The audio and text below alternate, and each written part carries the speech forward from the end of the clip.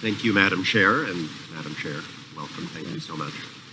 I'd like to use my time today to talk about trucks and trucking and safety.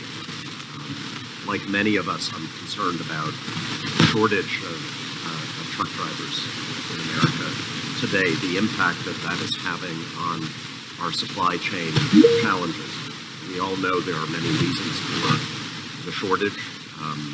Everything from an aging workforce to a workforce with high turnover, a job that's hard, that involves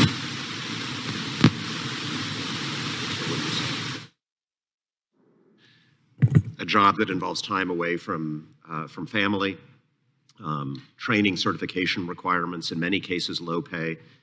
But certainly one of the reasons for the shortage that I think doesn't get enough attention is treatment of drivers by management, specifically the demands that are put on them, some of them at least, to continue to drive when they're too tired to do so safely. As we've done before in this committee, I turned for support to one of our informal T&I advisors, John Oliver of HBO, who did a segment on this recently. He told a story of a truck driver who was forced to take his mandatory break during the day when he couldn't sleep and forced to drive at night when he was obviously too tired to do so. The driver knew this wasn't right, so he recorded a conversation that he had with his dispatchers. And I wanted to, if technology permitting, play that exchange for us today. So let's see if this works.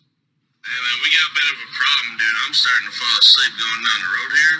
But get a load of this. The K&B dispatchers, instead of telling him to just get some rest, hot potato aim from one dispatcher to another, each of them with the same advice. Get some coffee and then we don't have a choice on this.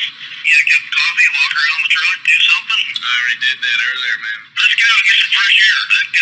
What is it, about 10 degrees outside? Yeah. That'll wake you right up, right? I'm telling you, I'm not safe to drive at the moment. Okay, but then here's the deal. We don't have a choice on this. That's not how we work here, KB. I say I'm not going to hurt anybody out here on the road. You know what? You don't need to jump to that. That's dramatic. I don't need this morning, right? Did you get the gist of that, or was it hard to, yeah? Basically, a little bit hard to hear. Yeah, he's saying he's not safe to drive at the moment. They're telling him, just go out, take a walk, get a cup of coffee. He said, I think I'm going to hurt somebody. And they say, we don't have time for that bullshit. That's not how we work here at K&B. So look, it's one anecdote. But we know that NTSB has looked back at a sample of its major investigations across various modes of transportation and found that a full 20% of them identified fatigue as a major contributing factor to accidents. And in the highway-related investigations, you all found fatigue was present in 40% of them. I know that NTSB first made recommendations to address the safety risks associated with fatigue 50 years ago, 1972. So my question, to you is, are we better off than we were 50 years ago? And what are some of the most important outstanding recommendations from NTSB related to driver fatigue that have yet to be implemented? Thank you.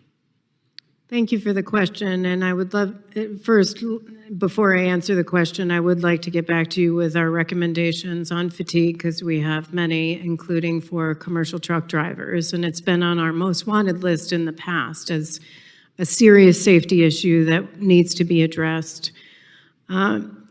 We do have recommendations on hours of service and electronic logbooks. We always look at hours of service as part of any of our investigations and have found significant concerns regarding scheduling and the impact on that of that scheduling on commercial drivers. So I'm happy to get you specific recommendations for the record. Thank you so much. And in particular, recommendations that have not yet been implemented. Been implemented by agencies, and of course, separately, if you feel that Congress needs to take additional actions. Yep, there are many. We will get those to you. Thank you so much, and I yield back.